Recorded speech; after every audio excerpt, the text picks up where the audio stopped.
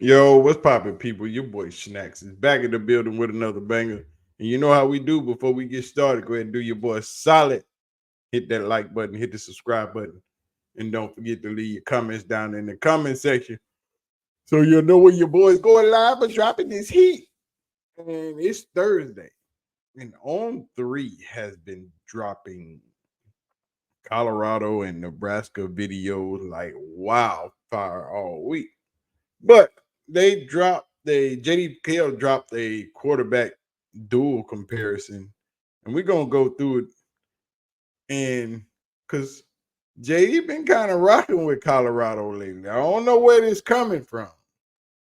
I don't know whether all of a sudden he's a Colorado dude, but he likes Colorado a lot. All of a sudden lately here since the season started or right before the season started. And I'm trying to figure out what the hell is going on. Because it was a whole lot of hate for Colorado, especially from JD Pickell for a while. Now all of a sudden the meters changed. But let's get into it.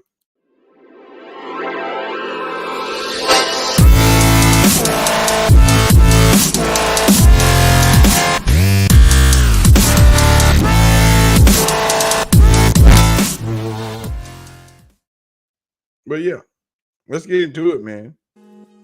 JD has been rocking with Colorado for some reason, So let's see what in the freak is going on and why we feeling this way. Y'all ready? Let's go. Game. I think this is the quarterback duel of the week. You got Dylan Raiola for Nebraska. You got Colorado, Shedeur Sanders. I mean, this is going to be a good one now. So let's ask that question together and answer that question together. What does either side need from their respective quarterback to ultimately win the game on Saturday night? We'll talk about it right now. First things first, make sure you subscribe right here to the On3 YouTube channel, college football every single day.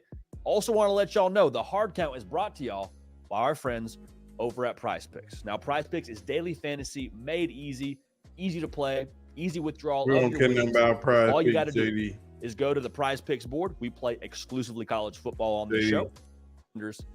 As talented as both are, they will have very different, I believe, requirements when it comes to what their respective teams are asking of them in this game. For Shedeur, I think he is essentially the engine of what Colorado is as a football team. Of the offense, yes, but as a football team overall. They will go as he goes. If he ends up having trouble getting going, kind of sputters out, then what happens to your car? Has trouble getting off the ground, has trouble moving. I don't believe Nebraska can score with Colorado. Let me just make that very clear right now. If this game becomes... Now, my damn chair was dropping. Now, he don't believe Nebraska can score with Colorado. I don't either. I think Dylan Raiola is going to make a mess of himself this weekend because the looks he's going to get, Sean Livingston is going to confuse the shit out of this young man. And Travis is going to bait him and throw him about 2 picks. And he might be sitting come middle of the third quarter. But I digress. Let's get back. It becomes a shootout. It becomes a track meet. Colorado will win the game. And it'll be a very, very quiet situation in Memorial Stadium. The thing that I love so much about his game is not just the decision-making and the special throws that he makes downfield, but it's like the poise and pocket presence he has. Because let's be real here, he doesn't always have the best protection on the offensive line, at least dating back to last season. A little bit better against North Dakota State. We'll see what they are in this game. But the way that he's able to make all these off-platform throws, and I was talking to Will Compton about this, it's almost like a trick shot for him. Like he'll be fading back in the pocket, throw off the back foot, and it'll just be on a dime. And what I've said in my previous videos, a lot of people don't understand how special Shedeur is as a quarterback. Because what they see first is his last name. They see Sanders. That means he's had an advantage. He has an advantage in genes. But as far as skill and putting in the work, That's not an advantage. That's just doing the work. The work don't care who does it, as long as it gets done. It's unfathomable for people to believe that this kid is an extraordinary talent when it comes to playing the quarterback position. I keep telling y'all, there's not a quarterback in college football that is good as that guy right there on your screen. As bad as two, there's not a quarterback in the league. And he's better than some of the professional quarterbacks right now. He can make throws that a lot of NFL pros can't make. And it's ridiculous. But let's get back. The presence and the ability he has to move in the pocket is very special. The other thing that I love about his game, the ball placement that he has. Like, look at his numbers from a year ago. 430 pass attempts, 3 interceptions. Yeah. Okay, that is ridiculous. Stupid. That doesn't happen by coincidence or, he's got receiver just making plays for him. He definitely has a great wide receiver room, but the fact that he is consistently putting the ball in the right spot, not just the right place, the right spot, I think that's massive. When it's downfield, it's away from the defender and on the back shoulder for his receiver if the situation calls for that. When he's throwing to a guy, crossing the field in zone coverage, he's got to put it on him with room to run. Does a great job of doing that. Very rarely does he have a bad miss. And what I mean by that is if you're throwing an out route, a bad miss would be behind your receiver because in that situation, you're not missing to the sideline, you're missing to the DB and it's a pick six the other way. Right. He misses, even which is rare. If he misses, he's missing in the right spot. So I love that about his. Exactly. So JD, you finally believe in what we've been saying, that Shedeur is the best quarterback in college football. Nobody throws the ball like him. I don't care about Carson Beck and all these other guys. Shedeur throws the ball and places the ball in places to where nobody else can get the ball but the receiver. Just like that play he overthrew Travis last week, and Travis made a ridiculous catch out of bounds. He just out of worldly by himself, but the ball was put to where only Travis could get it. Just like that interception that happened in the end zone last week that popped up off of that player's leg. That ball was placed to where only his receiver could catch the ball. Because when you throw into the front of the end zone, you throw down to the line. And that way, if you miss, the ball goes straight into the ground. No harm, no foul. If you throw it to the back of the end zone, you throw up and out. So that way, if you miss, if your receiver can't get up and high point the ball, it goes to the back of the end zone or in the stands. That's the way quarterbacks are taught. But when you see a lot of these quarterbacks just zip the ball across the middle of the end zone or throwing these fade routes and then not to that back pylon, going out the end zone and to the back pylon on the inside of the end zone, that's how all those picks happen because of ball placement, balls in the wrong spot. Shedeur is that dude, regardless of his last name, regardless of where he plays. He is that dude. Just like Lamar coming out of Louisville. He's that dude. He don't run the ball. He looks to throw the ball first. When he gets in trouble, he scrambles. Head comes up so quick to catch, to look downfield. He's not scrambling, looking left and right, looking right. Once he makes his move out the pocket, spins out the back, that head comes straight up. And he's right back down the field, focus on where's my receivers, who's going to the open spot. But depending on which way you scramble, in scramble drills, the farthest receiver comes back. The closer receiver goes out. Middle receiver follows you left or right. If you play football. So in scramble drill, that's why he always picks his head up, looks straight to the middle of the field, and that way you can see all three of your receivers and which way they go. Find an open spot, pick them, bang, go. But I digress. Let's get back. This game, again, in this situation against Nebraska, a good defense in Nebraska, they're going to ask Shedeur Sanders to be the one that is the catalyst to everything they do offensively. No, they're not. Believe it or not, it's going to be a lot of running the football in this game. And then they're going to eat Nebraska ass up because they're going to make you load that box up. That 3-3-5, you're going to have to come out of it. And you're going to have to put 4 or 5 in the box to try to stop this run. And then that man is going to carve you to sleep. He's going to pick you apart. We understand from last year's game that what Shedeur has already done. And basically, it's the same people on defense, minus a few, added a few. Not much has changed for Nebraska on offense or defense for that matter. They got 2 new receivers, which one of those receivers are like 6'4", 6'5". Go get a dude. But that's going to be Travis's matchup. And Dylan's going to try Travis because the receiver is going to be taller than Travis. And it's not going to turn out well. And all I'm going to say is that's going to be pick number 1. But let's get back to this because y'all don't understand what Colorado is going.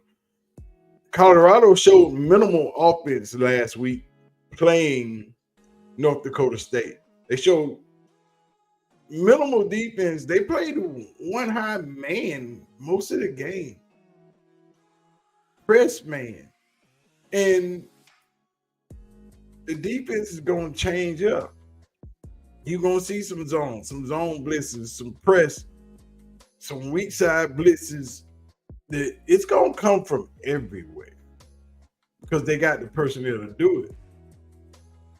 It's going to be when you got BJ Green and Sam Okolola both blitzing you off one side of the ball, there is literally nothing you can do. You're going to see some tight end sets from Colorado on the offensive ball. You're going to see some 22 ball from Colorado. Y'all be like, what the freak are we doing over here? But the game has changed. They got the personnel to do what they need to do. But let's finish this.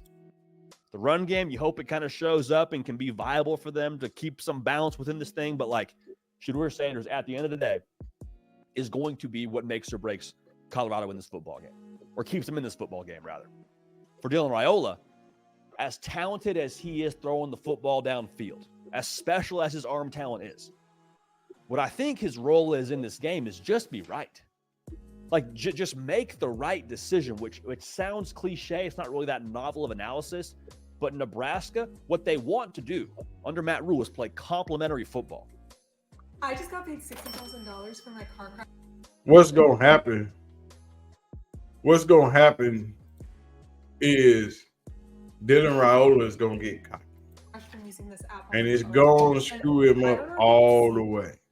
And what I mean, Dylan Raiola is going to get cocky. He's going to try Travis, and he's going to try 1 or 2 of those safeties, and it's not going to work out with. Because everybody's focused on 3 stars. Everybody think we only have Colorado only has 3 stars on their team. They haven't. That's what I keep telling y'all. Nobody's done the work to see what Colorado has really built. Nobody. I don't even think those guys in Nebraska has done the work. They watch a lot of videos. They watch a lot of well-off stuff, but they don't understand the concept that's going to be brought. But let's get back. What I mean by that is, like, they want to run the ball. They want to play good defense. They want to get a stop, get a score. And you're like, JD, that sounds very simplistic. It's simple, but simple oftentimes what wins you football games. And quite frankly, the last couple of years, especially last year, Nebraska did not have that. Turned the ball over multiple times in this game. And so when you turn the football over, you make bad decisions. You put your defense in a tough spot. You put them with their back against the wall. Oh, it's going to be a lot of bad decisions. And he's not going to have a choice. He's going to be tricked into it. It's not going to be his fault. He's a young quarterback, and he's not ready to do what he's supposed to do. You can go take those off. You're not going to practice today. Okay? But it is what it is. Dylan Raiola he's a young quarterback, so his mistakes shall be forgiven. It's not going to be his fault. He's going to do what they're supposed to do. But let's finish this. Ball, and then they're, defending a short field, or you put yourself in 3rd and long if you can't run the football, or if you're making a poor decision as the quarterback, or you're holding the ball too long, getting sacked. Like, all these things combine to work together to where they just want Dylan Raiola to be the cog in the machine that keeps it operational. Because I think Nebraska in this game feels like they have the advantage up front based on what we've seen so far from Colorado. And again, I know it's North Dakota State. I know there's a lot of quarterback design runs baked in there, but I think Nebraska will have the advantage in the trenches. Wrong. They won't have the advantage in the trenches. It's not. They barely had the advantage last year, and it didn't work out well. What people don't understand, and I don't think they see it, is what Colorado has done to their offensive and defensive lines. Yes, Shedeur got pressured a couple of times. I think last game was 13 pressures off of 36 passes. That is not a lot of pressures, like 30%. But, dude, when he's doing that, when you're getting some pressure, but you're not getting the stops, and he's able to get off the ball, you're cooked, because that quarterback is accurate and he's good and he can see the field very, very freaking well. But let's finish this up, because football practice and a football game today.